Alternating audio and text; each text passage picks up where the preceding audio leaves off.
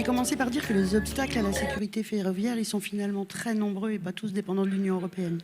Ce serait quand même un peu galvauder le terme et l'importance que de dire que les règles et les normes européennes qui s'imposent à nous sont la seule source de frein à une évolution sécuritaire qui soit bénéfique.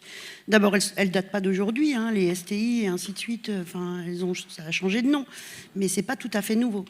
Donc ce qui change et ce qui fait obstacle à la sécurité, c'est plutôt la mouvance perpétuelle des règles, l'incohérence des règles, parce que les règles de sécurité, elles sont nécessaires, y compris européennes, où elles peuvent être bénéfiques. Hein. Si on prend l'exemple du DAC, le système d'accouplement automatique des trains de fret, c'est quelque chose qui a été dicté par l'Europe, qui est porteur de sécurité, y compris de sécurité du personnel. Donc je pense qu'il ne faut pas passer à côté de ça.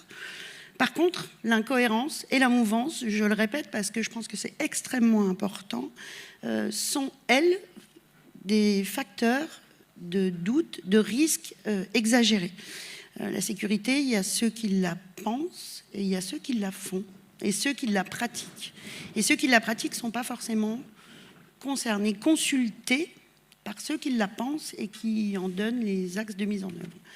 C'est quelque chose qui devrait se jouer au plus près du terrain. Mais avant de pouvoir faire des normes de sécurité qui soient pertinentes, il faut s'assurer que les acteurs de la sécurité puissent les exercer en toute sérénité. En l'occurrence, la mouvance des règles ne permet pas cette sérénité. D'abord, au sein de l'Europe, bien sûr, on voit bien que la couleur politique change complètement la façon de voir les choses, et c'est ce qui se passe en ce moment. On a une couleur politique qui est plutôt libérale, donc on voit immédiatement dans les décisions ce qui permet de placer le volet économique avant le volet sécuritaire, ce qui, évidemment, pour nous, à CFDT Cheminot, est un non-sens absolu. Mais c'est d'abord le prisme par lequel on regarde le rail et le ferroviaire. On regarde toujours et on mesure toujours le ferroviaire par rapport à son coût,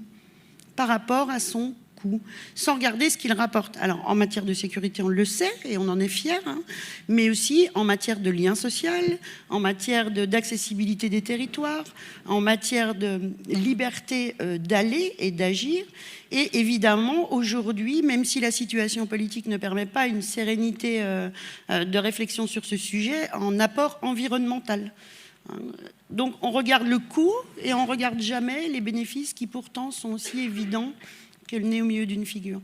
Et donc ça, c'est dommage. Et quand on superpose toutes les mouvances de règles, tous ces changements, tout ce qui s'impose aujourd'hui aux acteurs de la sécurité, et quand je dis aux acteurs, c'est jusqu'aux cheminots et à la cheminote qui chaque jour effectuent des gestes métiers pour permettre cette sécurité, eh bien, on en arrive à les perdre et à ne plus savoir. Et on change. Et parfois, ça semble sensé parce que c'est issu d'un Rex, d'un événement particulier. Et puis parfois, on ne sait pas d'où ça vient. Et puis, on n'a pas le temps de s'habituer au changement, ni de l'accompagner, ni de se l'approprier. Et puis, on change à nouveau. On fonctionne, aujourd'hui, le ferroviaire fonctionne comme ça, bien sûr parce qu'il est dépendant des politiques, mais aussi parce qu'on y met trop son volet économique. Alors, on va faire un lien aussi évident avec la fin du recrutement au statut. La fin du recrutement au statut, c'était quand même une garantie qui était apportée finalement que les salariés seraient fidèles à leur entreprise et qui permettrait tout au long d'une carrière de faire la montée en compétences qui est nécessaire à une maîtrise experte de la sécurité, quel que soit le domaine, qu'on soit de réseau, de voyageurs, peu importe, quel que soit le domaine. On avait d'ailleurs même cette culture transgénérationnelle. Les enfants de cheminots devenaient souvent cheminots et ils avaient été finalement biberonnés à la culture ferroviaire, service public, sécurité. C'était un package et c'était intrinsèquement lié à la nature des cheminots. Aujourd'hui, la SNCF et les autres opérateurs ferroviaires doivent se battre dans un marché qui est pour le moins concurrentiel, avec des volets d'attractivité qui sont réduits, et on met peu, pas assez, vraiment trop peu en tout cas, de soins à permettre aux cheminots et aux cheminotes d'exercer leur métier avec leurs connaissances et leurs compétences acquises sur le long terme au service du transport ferroviaire.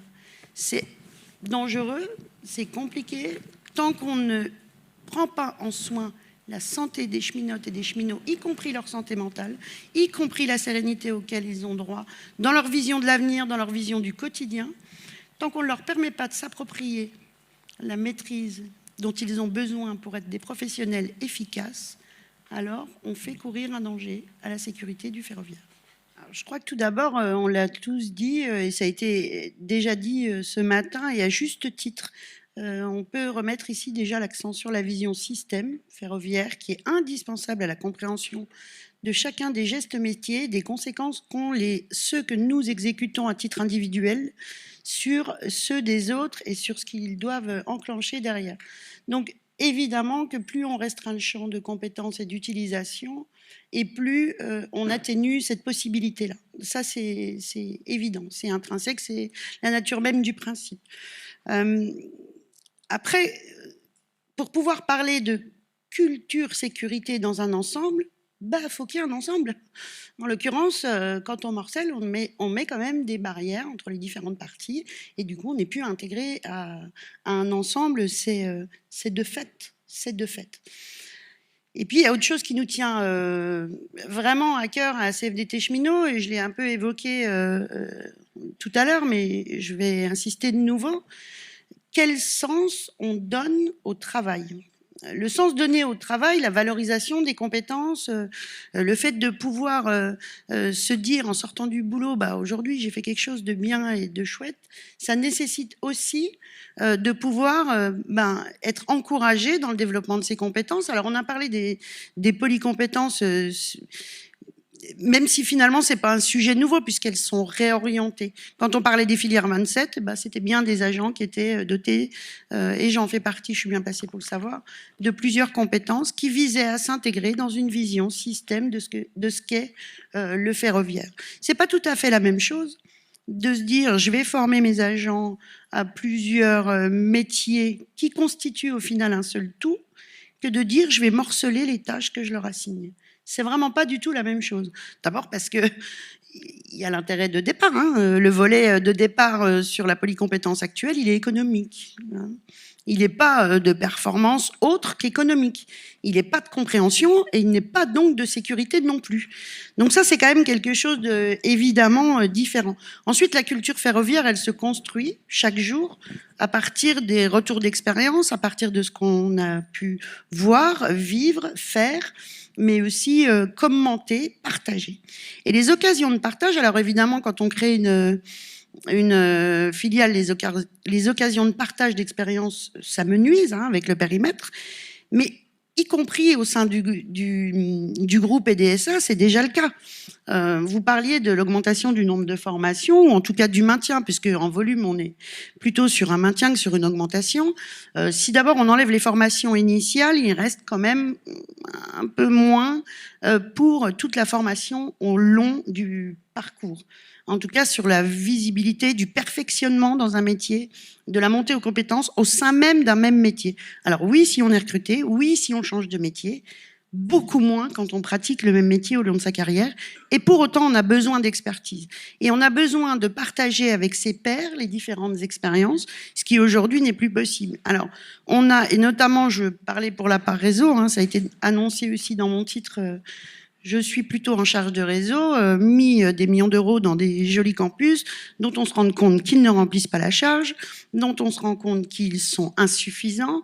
Aujourd'hui, on peine à recruter au sein des campus, j'entends, même si c'est vrai qu'à l'extérieur aussi. Il y a un vrai problème d'attractivité, il y a un vrai problème d'investissement. On morcelle aussi les formations. Avant, il n'y a pas si longtemps que ça, quand on recrutait un agent circulation, on le formait agent circulation.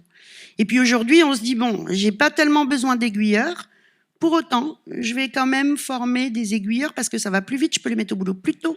Et puis, quand ils devront devenir agents circulation très très vite de toute façon, alors on verra si je retrouve des places en formation pour faire des modules complémentaires. On met ça sous quelque chose de vertueux, on forme au plus près du besoin. Sauf que dans la vraie vie, ça veut juste dire qu'on donne pas tellement aux salariés la vision de ce que pourrait être leur parcours professionnel et finalement la raison qui fait qu'ils vont rester à la SNCF dans les métiers du ferroviaire, s'y épanouir et s'y voir et s'y permettre de grandir. On a la même chose là, on a un espèce de retour sur la formation des ASCT, nos contrôleurs. Est-ce que c'est très très utile de former les contrôleurs à la sécurité, aux gestes sécurité? Voilà les questions qui se posent en ce moment. Il n'y a pas d'autre visée à ça que les économies qu'on peut en générer. Alors ce qui est sincèrement dommage, qu'il y ait des efforts de productivité à faire par réseau, on a bien compris, injonction politique, on l'a compris, ok. Mais à quel moment on se décide à plutôt faire mieux que faire moins? La productivité, ça peut aussi être ça. Ça peut aussi être faire mieux. Le partage de la culture, ça peut aussi être faire mieux. Et les premiers qui savent le faire, c'est les cheminots et les cheminotes, entre eux, entre elles, à l'occasion des rencontres qui peuvent se faire, y compris dans des métiers différents, qui sont aujourd'hui, qui deviennent extrêmement rares, beaucoup trop rares. En tout cas, ces moments de partage-là, et évidemment, ça ne va pas s'arranger. J'en reviens à la question origine. Alors, on a déjà parlé d'un levier organisationnel qu'on ne maîtrise pas finalement tout à fait. Hein. C'est, pour faire de la sécurité, faire un outil de base qui soit performant. Donc ça vaut pour le réseau, ça vaut pour le matériel roulant, et ça vaut de la même manière pour nos règles et procédures. Alors quand je dis qu'on ne le maîtrise pas tout à fait, on le sait, hein, tout ça, ça dépend de volonté politique, une fois de plus. Le ferroviaire, c'est un système industriel qui devrait donc, par définition, se penser sur le temps long et se financer sur le temps long. Or, aujourd'hui, voilà, hein, les évolutions, révolutions et révolutions politiques font que c'est complètement impossible. Donc, on a parlé du contrat de performance, mais on est à l'heure où tout ça devient un peu obsolète et où Réseau va devoir négocier avec l'État, un État qui a les poches finalement vides et qui est plus occupé à chercher évidemment comment on protège le pays si tant est qu'il en ait besoin. J'ai pas d'avis personnel à donner là-dessus. Mais en tout cas, toutes ces décisions-là, ces financements-là, qui sont pourtant nécessaires à une bonne exécution de la sécurité, c'est un peu compliqué de les jouer, d'autant plus quand on a un ministre des Transports qui change tous les 3 mois et qui, par le fait, ne prend pas de décision. Donc ça c'est quand même un premier levier organisationnel qui ne repose pas entièrement, bien évidemment, sur la SNCF, même si le travail de lobbying est indispensable et régulièrement fait. En tout cas, c'est quelque chose d'évident. Hein, voilà. Ce qui est de notre rôle à nous, organisation syndicale, c'est bien évidemment de faire savoir ça et de le faire comprendre et de le faire admettre. Ça, je pense qu'on est tous d'accord autour de la table. Après, on a quand même autre chose, on l'a dit et on va revenir un peu. La sécurité, ça se fait avec un outil de travail qui le permet et des règles qui doivent exister et des normes qui doivent exister. Sur l'adaptabilité ou l'adaptation nécessaire de la formation dont vous parliez, Monsieur Bru, tout à l'heure, moi je suis presque un peu plus frileuse là-dessus. La sécurité, ça nécessite de la rigueur. La rigueur, ça s'apprend, comme le reste. Et je ne pense pas que remplacer 2 jours de formation, je vulgarise volontairement, hein, ne m'en veuillez pas trop, je vous vois que me regarder de travers. Je ne crois pas que remplacer 2 jours de formation en face à face, par exemple, par 7 heures de e-learning d'information, ce soit un progrès fondamental. Ça se mesure aussi. Hein. C'est pour ça que je précise que je vulgarise volontairement et que je pousse le trait. Et puis, les compétences, c'est quelque chose qu'on acquiert, qu'on perfectionne et qu'on doit pouvoir transmettre. C'est ainsi que se fait l'expérience et la maîtrise nécessaires à la sécurité. Aujourd'hui, le système ne le permet pas. Pas le temps, pas l'effectif, et puis finalement pas le cadre. Hein. Il faut quand même... Alors, on peut acquérir, on peut déjà moins perfectionner et on a encore moins le temps de transmettre avant de partir. Et ça, c'est dommage parce que ça participe non seulement à la maîtrise et à l'expertise qui est nécessaire dans les métiers qui sont les nôtres, mais aussi à donner encore une fois du sens au travail, à valoriser. Le travail, ça doit être choisi. On n'est pas, ce qu'on disait, sur de l'emploi. On est bien sur de l'exercice des métiers. Et l'exercice des métiers, ça doit répondre à une volonté marquée d'attractivité, de reconnaissance, de fidélisation. Enfin, tout ça, c'est quelque chose qui doit être ancré dans la culture ferroviaire et qui amène à la culture de la sécurité. C'est pas l'inverse. Donc, c'est quand même... c'est fondamental, la sécurité, C'est les agents qui la font. Une fois qu'on a passé l'écueil de l'outil, c'est bien chaque agent, chaque jour, qui fait cette sécurité. Et la stabilité dans les règles, elle est d'autant plus nécessaire qu'il faut le temps pour se les approprier, mais qu'il faut aussi laisser le temps, et j'ai une pensée émue pour les managers de SNCF, il faut leur laisser le temps aussi de s'approprier ces changements, de conduire le changement. Et finalement, la question qui se pose aujourd'hui, c'est quel est le plus gros risque face à la sécurité? Est-ce que c'est le risque ferroviaire? Est-ce que c'est le risque électrique? Ou est-ce que c'est le risque lié à la conduite du changement?